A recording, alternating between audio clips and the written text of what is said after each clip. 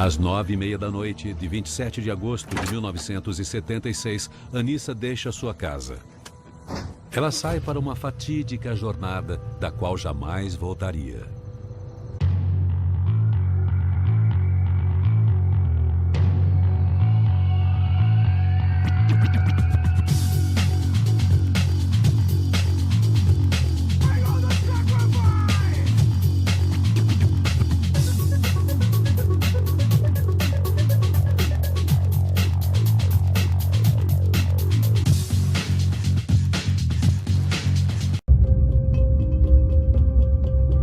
Anissa Jones é a estrela mirim mais famosa de sua geração.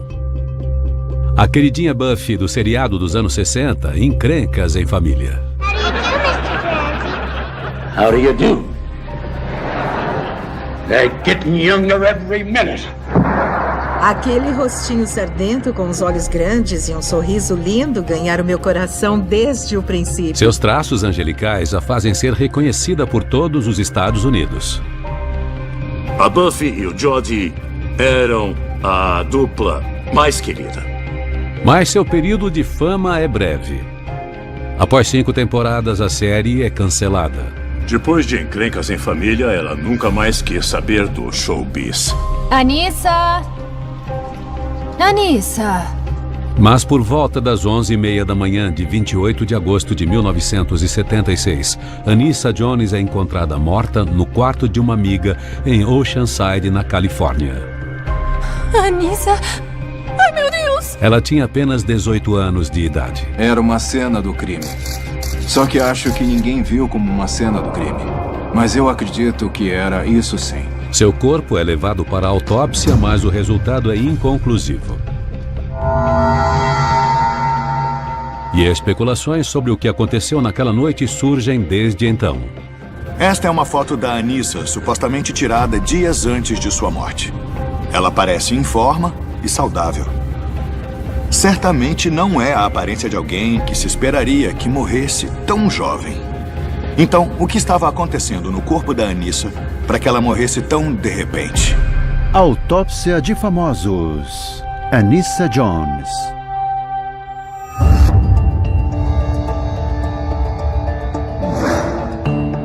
O renomado patologista forense Dr. Michael Hunter é o legista-chefe de uma das maiores cidades dos Estados Unidos.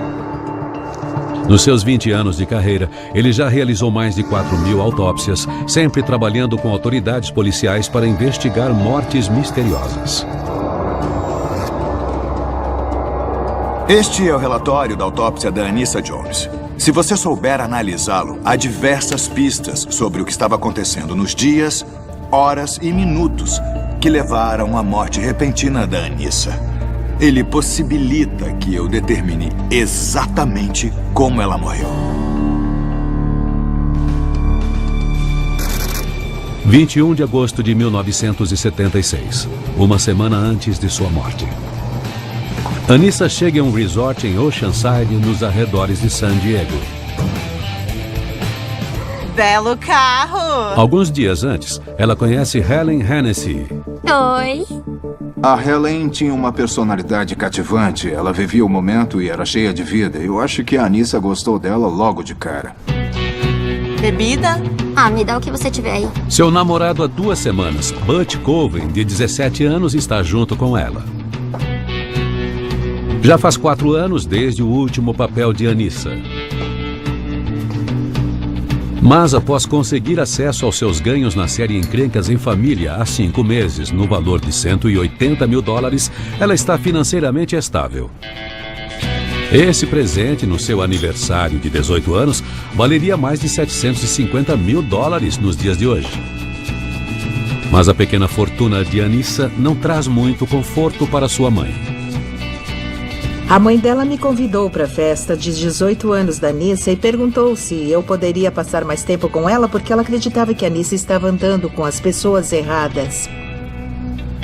Mas, apesar das preocupações da mãe de Anissa com seu estilo de vida, a autópsia mostra que ela estava em boa forma. O legista descreve o corpo dela como mulher caucasiana, em forma e bem nutrida. Ela aparentava estar bem e saudável. Não há indícios de traumatismo, hematoma ou qualquer ferimento. Ela era bem pequena, tinha apenas 1,46 m, menos de 1,50 m, e pesava só 37 quilos. O legista também declara que a primeira impressão que teve dela era de que ela parecia ser bem mais nova do que os 18 anos que tinha.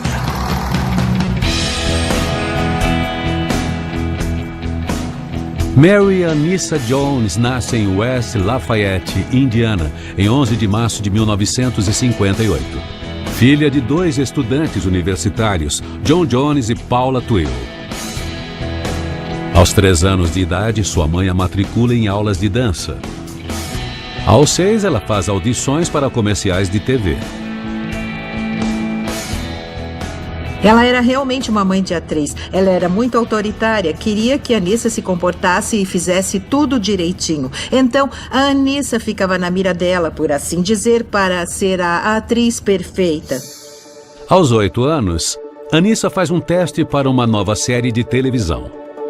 Johnny Whittaker é escolhido como irmão gêmeo de Anissa, Judy. Quando eu e Anissa aparecemos, silêncio. Todo mundo disse, são eles. A gente era muito parecido. E foi mágico pelos 5 anos seguintes. 12 de setembro de 1966, estreia o seriado Encrencas em Família. O enredo da série gira em torno de 3 crianças, órfãs após a morte trágica dos pais em um acidente de avião, enviadas para morar com seu tio bem-sucedido e seu mordomo em Manhattan.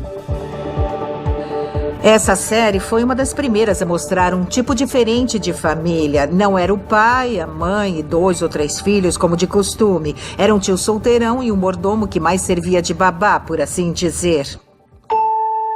O primeiro episódio, chamado Buffy, usa descaradamente o charme fofo de Anissa para conquistar o público. Cat Garver faz sua irmã de 15 anos, Cissy.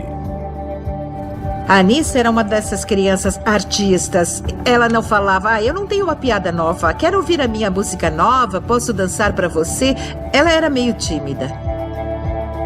A série é um sucesso instantâneo e 34 milhões de norte-americanos sintonizam a TV para sua dose semanal de Buffy e sua família diferente. A série foi um grande sucesso. A Anissa foi muito importante para isso, porque era alguém que representava absolutamente a inocência, o charme, o amor. Em 1967, Anissa é tão querida que pedem para que ela apresente o Emmy, roubando a cena do lendário comediante Jimmy Durante.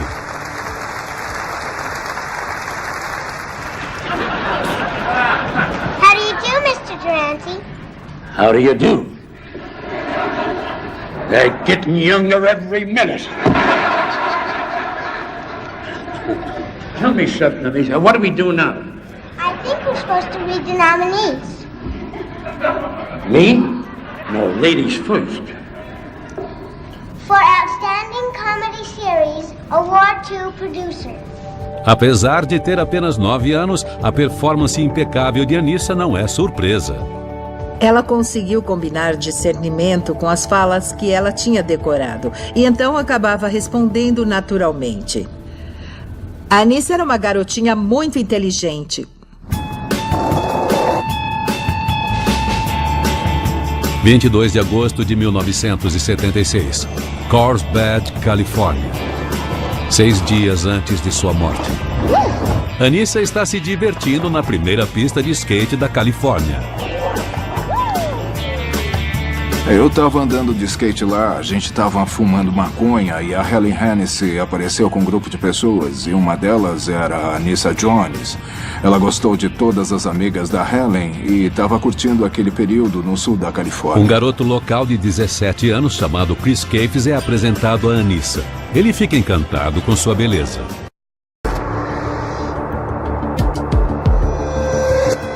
Pela minha experiência, um dos poucos motivos para que alguém tão saudável e jovem morra tão de repente seria uma doença cardíaca congênita. Isso significa que se o coração dela fosse colocado sob tensão, ele poderia parar sem avisar. Um grande fator de risco é a hipertensão infantil, ou pressão alta. E uma das causas mais comuns da pressão alta é o estresse. O estresse faz parte da infância de Anissa, assustada pelas brigas constantes dos pais. Um ano antes de sua grande estreia em Encrencas em Família, eles se divorciam. Ela falava sobre o pai dela, mas isso bem de vez em quando. Com seu pai distante, a mãe de Anissa, Paula, toma conta de sua vida.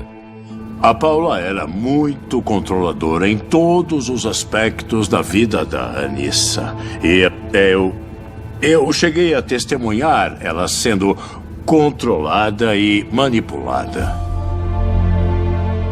Teve uma vez que a Anissa quebrou a perna. Ela estava chorando e a mãe dela disse: "Para de chorar e vai para lá, você tem um trabalho a fazer." A Anissa era o sustento deles. Acho que ficou muito claro que era ela quem colocava comida na mesa. Deveria haver um amor incondicional entre pais e filhos, mas de repente é você quem sustenta eles. Aí surge a questão, será que os meus pais me amariam tanto se eu não fizesse isso, se eu não trouxesse o dinheiro? As crianças não devem ter responsabilidades de adultos.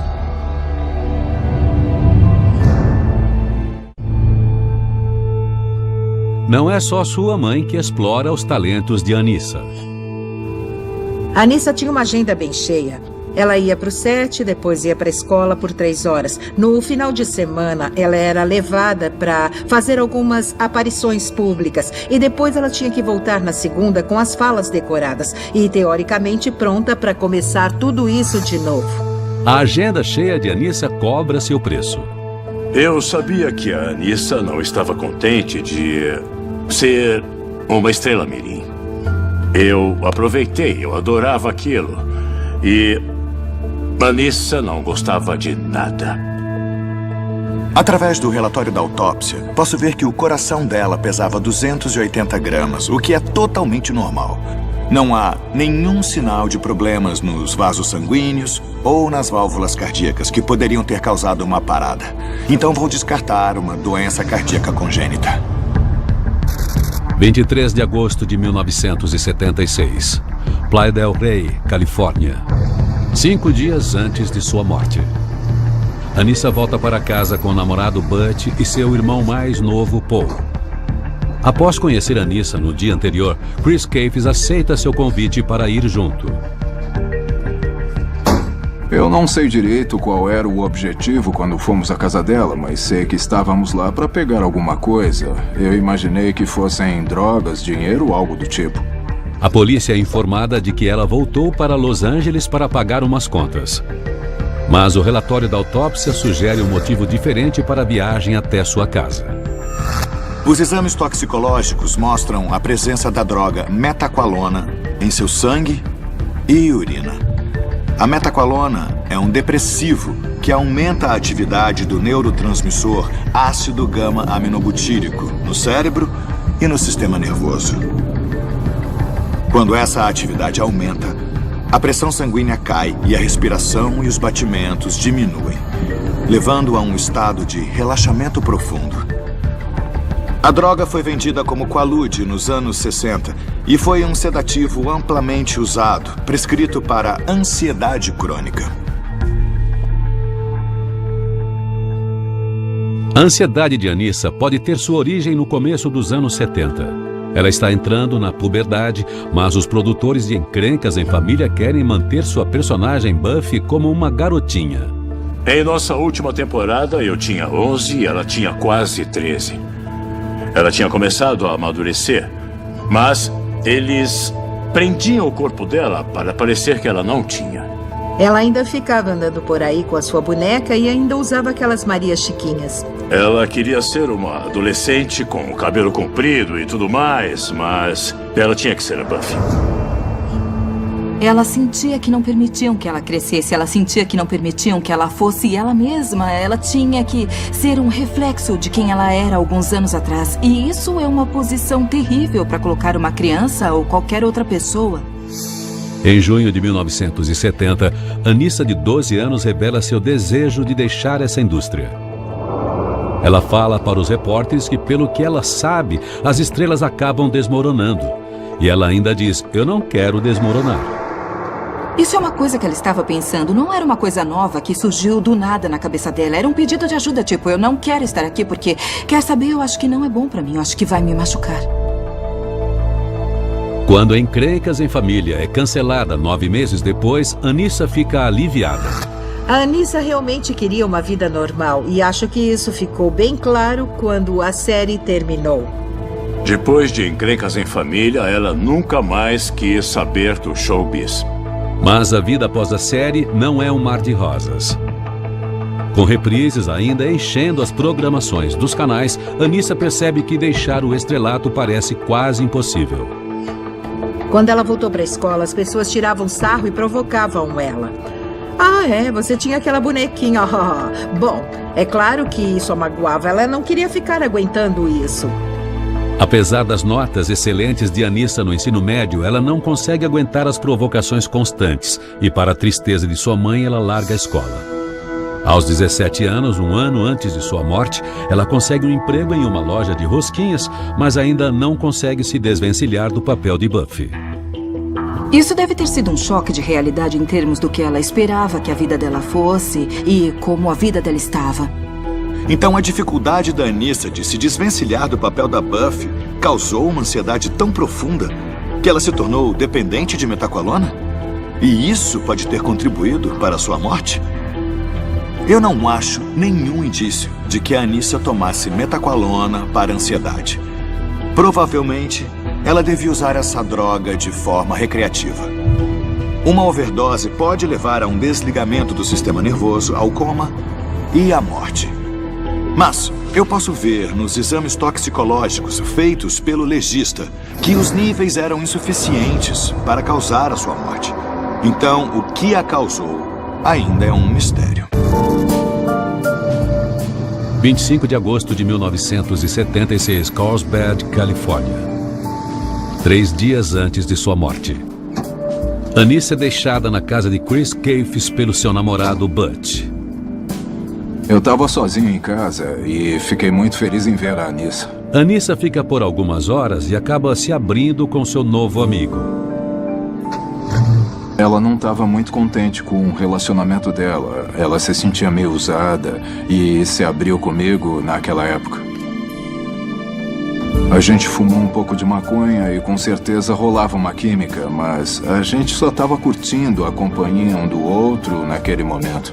E há indícios no relatório da autópsia de que Anissa fumou a droga na noite em que morreu. Ao fumar maconha, se introduz o composto THC na corrente sanguínea pelos pulmões, ativando receptores no cérebro. Isso produz uma experiência sensorial elevada de sabores, cores e sons, aumentando o seu humor. De acordo com matérias publicadas após sua morte, Anissa fumava maconha diariamente desde que entrou no colégio Delray Constitutional alguns meses antes. Se este relatório estiver certo, para alguém com um passado turbulento como o dela, fumar maconha regularmente pode ter efeitos prejudiciais na saúde mental e afetar a habilidade de lidar com adversidades. Quando Anissa vira as costas para o showbiz aos 13 anos, ela para de receber. Sua mãe começa a beber bastante. Seu pai distante, John, começa uma batalha judicial por sua custódia. Em abril de 1973, o tribunal defere a seu favor. Quando Anissa foi morar com John, o pai dela, depois de uns 6, 7 anos, ela finalmente ficou feliz. Mas sua felicidade dura menos de um ano. Após fazer 16 anos em março de 1974, Anissa recebe uma notícia devastadora. Seu pai, John, morre de repente de uma doença no coração aos 44 anos.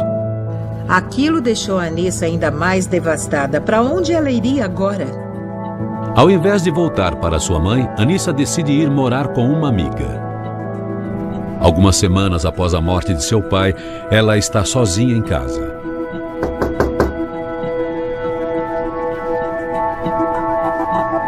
Seu relacionamento já complicado com sua mãe está prestes a chegar ao fundo do poço.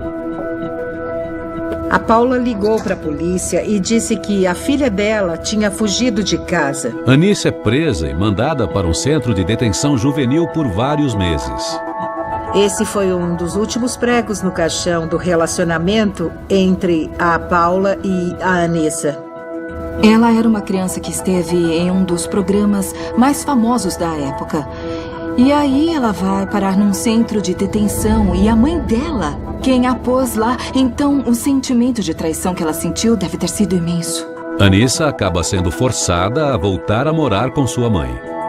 Mas ao completar 18 anos, ela imediatamente aluga uma casa na praia com seu irmão. Ela começou a se sentir feliz, mas muita dessa felicidade estava nas drogas. Noite de 27 de agosto de 1976, Playa del Rey, Califórnia. 12 horas antes de sua morte. Anissa chama amigos para uma festa. Um dos convidados descreve a atmosfera como esquisita. Anissa! E Anissa não está sendo muito sociável, ficando no seu quarto com pessoas que ele não conhecia. Vamos lá. Prepara. Puxa. Isso, é. O relatório da autópsia mostra que Anissa estava ficando chapada. No relatório da autópsia, também mostra a presença de fenciclidina, também conhecida pelo apelido de pó de anjo, no organismo da Anissa. A fenciclidina, a princípio, era vendida como anestésico nos anos 50. Mas foi descoberto que ela tinha efeitos colaterais alucinógenos. Por esse motivo, ela se tornou uma droga recreativa popular. Ela funciona bloqueando a ação do receptor NMDA no cérebro. Assim como a maconha, essa droga é conhecida por ter efeitos negativos no ânimo. O trauma da morte repentina do pai e o terrível relacionamento com sua mãe podem ter deixado Anissa num estado mental fragilizado. Acho que a Anissa estava deprimida porque ela não sabia em que direção seguir. E ninguém ajudou a achar essa direção. Lidando com aquela grande perda, aquela traição, isso inevitavelmente teve um impacto no ânimo dela e nos relacionamentos. Imagina como devia ser difícil confiar nos outros. Ela deve ter sentido que não havia ninguém em quem pudesse confiar. Então, será que os problemas na vida da Anissa foram ampliados pelo uso das drogas, maconha e fenciclidina na noite em que ela morreu? Caso seja verdade, será que ela ficou tão desolada que tomou uma overdose? Como anestésico, a fenciclidina é muito perigosa quando combinada com outros depressores, como o sedativo metaqualona, que estava no organismo dela. Tomados em certa quantidade, o resultado é uma diminuição do ritmo respiratório, coma e morte. Traços de fenciclidina foram encontrados em seu corpo. Ela tinha 2,28 microgramas por grama em seu fígado, o que é uma quantidade significativa. Mas ainda não estou convencido de que, mesmo nesse nível, isso seja uma explicação adequada para a morte dela. Eu não via uma depressão, eu via mais uma confusão e um pouco de incerteza sobre a vida dela. Ela finalmente tinha liberdade e estabilidade financeira para começar a sua vida e descobrir quem ela era. Às 9h30 da noite de 27 de agosto de 1976, Anissa deixa sua casa. Ela sai para uma fatídica jornada da qual jamais voltaria. Então, no fim das contas, o que será que a levou à morte?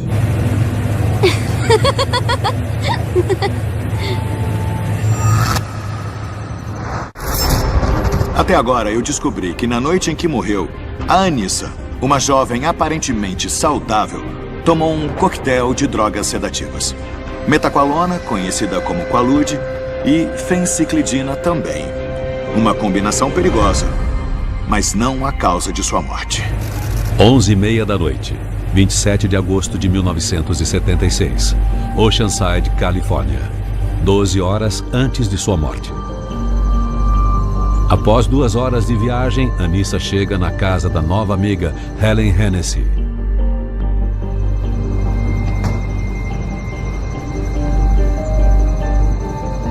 E aí? Oi, amiga! Com ela estão Carla Machado, William Stedlander e o namorado de Anissa, Butch Coven. Eles planejam curtir.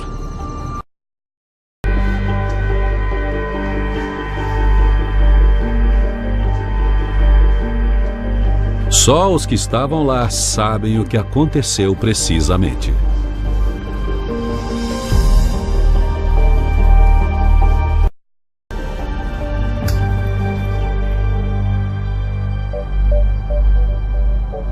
Então, por volta da meia-noite, Anissa e seu namorado Butch vão ao banheiro. Butch quer se injetar. Overdose por drogas intravenosas é uma morte comum. E uma droga geralmente ligada a esse tipo de overdose é a heroína. Eu posso ver que foram executados exames toxicológicos atrás de morfina. A morfina é um opioide e é o elemento primário da heroína.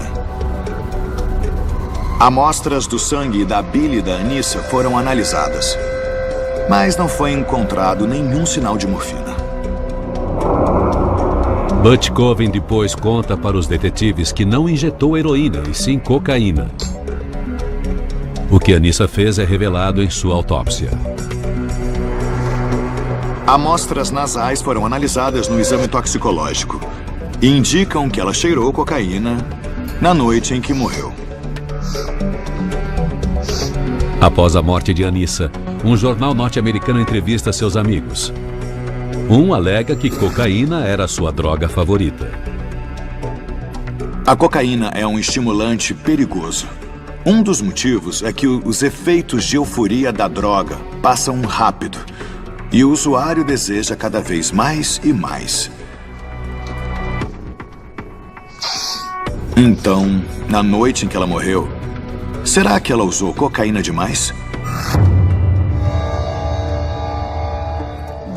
A overdose de cocaína pode resultar numa falência cardiovascular e danos cerebrais, como a constrição de vasos no cérebro, causando derrames, e a constrição de artérias no coração, causando infartos. Em relação a drogas, ela mais experimentava. Eu não a via como uma usuária constante. Ela só curtia e experimentava. Então, isso não parecia ser grande coisa. Mas quando eu vejo no relatório da autópsia a descrição do coração e do cérebro dela, eu não vejo indícios nem de falência cardíaca, nem de derrame. E o exame toxicológico mostra que ela tinha 4,7 microgramas por grama no fígado e 0,03 miligramas no estômago. Esses níveis são insuficientes para matá-la. Os amigos revelam para a imprensa que as bebidas favoritas de Anissa são vodka e tequila. Exames toxicológicos atrás de álcool foram feitos, mas não acharam nada no organismo dela. 00:30. De acordo com Butch Coven, ele e Anissa vão para um quarto. Coven conta para os detetives que eles fumaram mais maconha e usaram fenciclidina.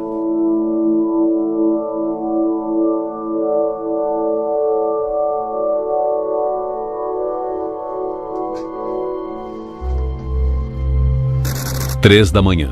Anissa entra no quarto de Helen Hennessy.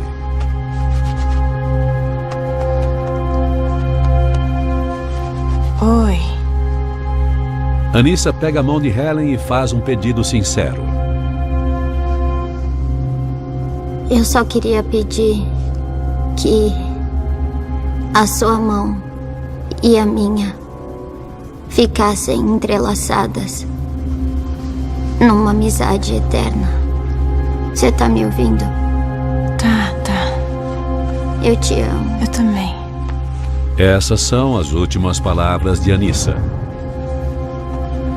Minutos depois, ela sai do quarto. Helen depois conta para a polícia que Anissa mal conseguia andar.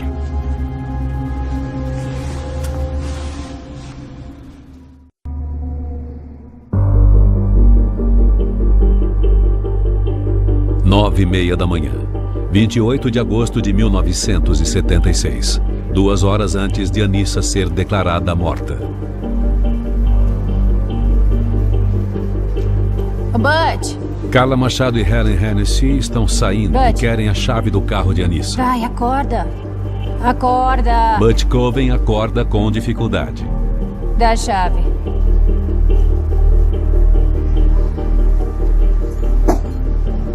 De acordo com o relatório do legista, a Carla Machado levou a Helen Hennessy até um restaurante local e depois voltou para casa com a intenção de buscar a Helen de volta em meia hora. Enquanto isso, o namorado da Anissa, Butch Coven, saiu para tomar café com William Statlander. 11h30 da manhã. Anissa ainda não acordou. Anissa. Anissa. Após sair do banho, Carla Machado vai acordá-la. Anissa. Quando Anissa não responde, Carla fica preocupada. Anissa.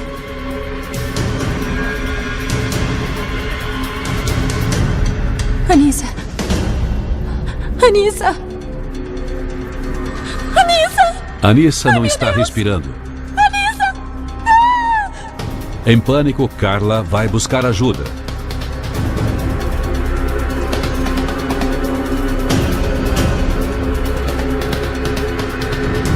Helen Hennessy volta para casa e liga para Chris Caves. A Helen me falou que achava que a Anissa estava morta, que todo mundo tinha ido embora e que ela estava assustada, não sabia o que fazer e queria minha ajuda. Quando eu passei pela porta, a princípio, eu não tive coragem de ir checar a Anissa. Era muito próximo de mim e foi muito devastador para mim emocionalmente.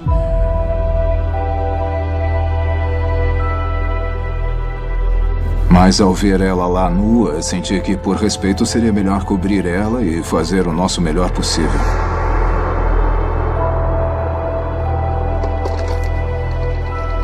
Ao 12h29, Helen Hennessy finalmente liga para a emergência. Preciso de uma ambulância. Acho que foi uma overdose. Hennessy.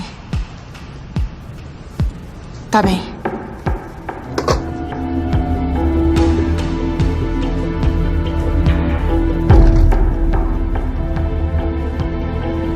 Ao 12h43, os paramédicos chegam. Mesmo percebendo o rigor mortis, eles tentam a ressuscitação.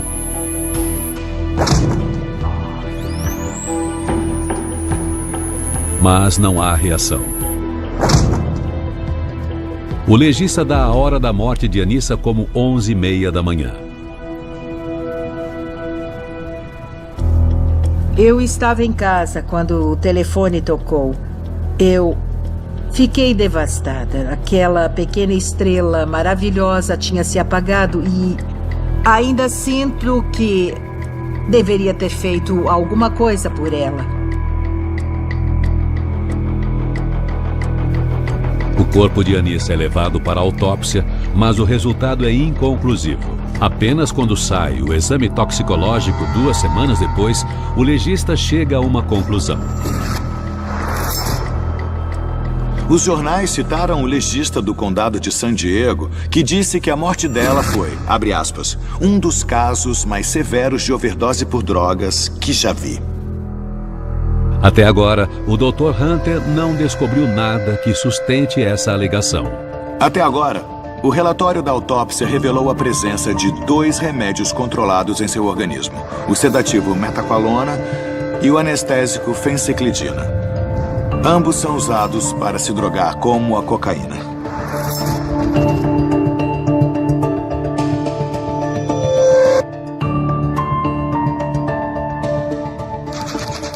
Os exames toxicológicos também revelaram que a Anissa tomou outra droga na noite em que morreu, o secobarbital. O secobarbital é uma droga da categoria dos barbitúricos que costuma ser prescrito para insônia, assim como transtornos alimentares como a anorexia, e costuma ser associado com overdoses. E havia uma grande quantidade desta droga no sangue dela, 17,8 microgramas por mililitro. Em casos de overdose, é sempre prudente considerar o suicídio. Possivelmente ainda com dificuldade para aceitar a morte trágica do pai e a traição da mãe, será que Anissa teria tirado a própria vida? Eu não acredito em suicídio. Porque não havia um bilhete nem nada. Eu acho que Anissa, se fosse mesmo se matar, teria escrito um bilhete bem longo que terminaria assim: é por isso que eu não quero mais viver. Para determinar um suicídio, eu procuro um bolo de drogas no conteúdo do estômago. Isso é um indício de que uma grande quantidade de drogas foi ingerida ao mesmo tempo. Mas posso ver que 9 miligramas de secobarbital foram encontrados no estômago dela, e isso é só uma fração de um comprimido. Então eu posso descartar suicídio. Se não foi um suicídio, o que poderia explicar essa quantidade de secobarbital em seu organismo? Por 40 anos, especulações giram em torno de um pequeno frasco de plástico com um líquido azul não identificado. No relatório da polícia tem uma nota escrita à mão: o líquido azul ainda é um mistério. Mas o Dr. Hunter pode finalmente resolver esse mistério. Naquela época, nos anos 70, era muito comum entre os usuários dissolver as drogas em um suco popular para disfarçar o amargor. E como esse suco era azul, provavelmente era um tipo de suco de uva com secobarbital dissolvido nele. O relatório da polícia informa que ela pode ter ingerido líquido antes de sua morte. Bebendo aquele líquido, a droga teria sido absorvida mais rápido do que se ela tivesse estourado os comprimidos como se costuma fazer. E tem mais. Se a droga foi dissolvida em líquido, Anissa poderia não ter ciência do quanto ela tomou. O Dr. Hunter acredita que agora tem todas as informações que precisa para explicar a morte de Anissa. De acordo com a declaração do Butch Coven, ele e a Anissa tomaram secobarbital perto da 1 da manhã. Não há dúvida de que as drogas que ela já tinha tomado prejudicou seu julgamento e sua habilidade de pensar com clareza. O secobarbital suprime o sistema nervoso central, diminuindo a respiração.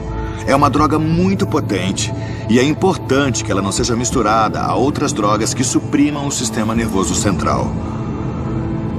Mas a Anissa tinha outras 2 drogas no seu corpo fazendo exatamente isso: o sedativo metaqualona e o anestésico fenciclidina. Quando Anissa acorda Helen Hennessy às 3 da manhã, os sinais de alerta são claros. Ellen, acorda. Falar enrolado e gaguejar são sinais clássicos de drogas suprimindo o sistema nervoso central. E nesse estágio, as drogas estariam interferindo com sua consciência, além de estar diminuindo sua respiração. O fato da Anissa ainda conseguir falar talvez fosse pelo efeito estimulante da cocaína, que ela também tinha usado. Durante as horas seguintes, o efeito da combinação de drogas fez com que a respiração da Anissa ficasse cada vez mais fraca, até parar. Em 1 minuto ou 2, o coração deve ter parado, a circulação sanguínea também, e nesse momento, ela morreu. A Anissa claramente tomou um coquetel de drogas, mas na minha opinião, se ela não tivesse tomado o secobarbital, ela teria sobrevivido.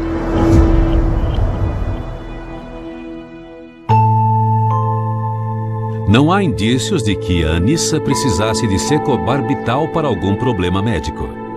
A descrição do legista da cena da morte revela como ela obteve o remédio controlado.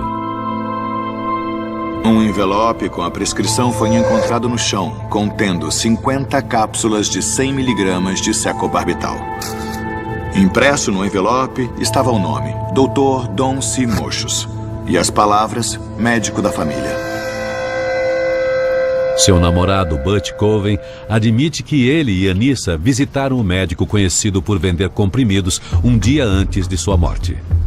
Uma investigação policial revela que Anissa pagou $15 pelas 50 cápsulas de secobarbital.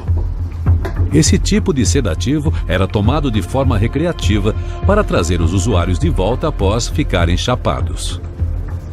Eu acho que ela não tinha a intenção de ter ido pegar essa droga. Eu acho que ela foi pressionada a fazer isso.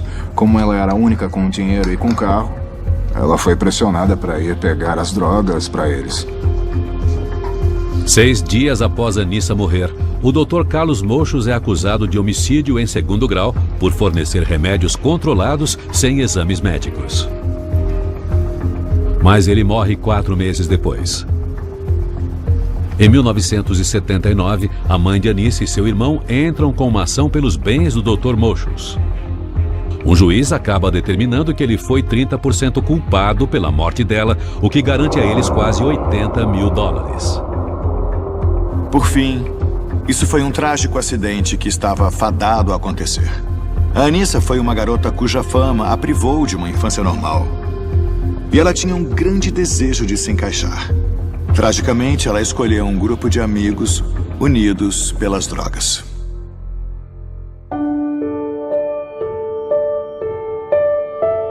A Anissa tinha uma quantidade incrível de amor para dar e que ela queria compartilhar. A Anissa queria que as pessoas a amassem por quem ela era. Não pelo papel que ela fez, nem pelos bens que ela tinha, só por ela mesma.